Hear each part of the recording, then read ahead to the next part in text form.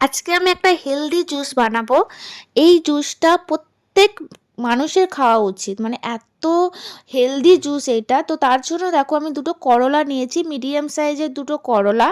করলার সাথে কাঁচা হলুদ নিতে হবে, কাঁচা হলুদ। তারপর হচ্ছে আদা, আদার একটা ছোট টুকরো নিয়েছি।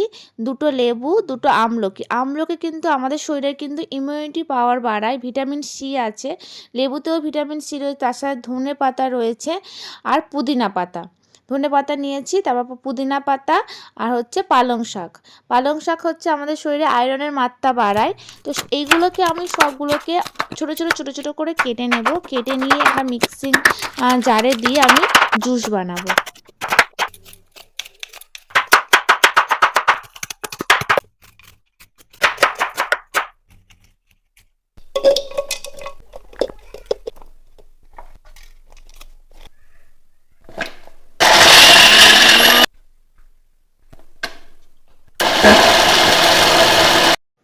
এবার জুসটাকে আমি ভালো করে বের করে নেব।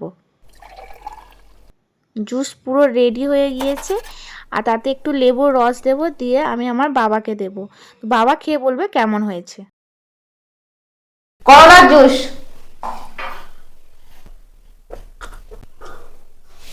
খুব ভালো হয়েছে, খুব ভালো হয়েছে।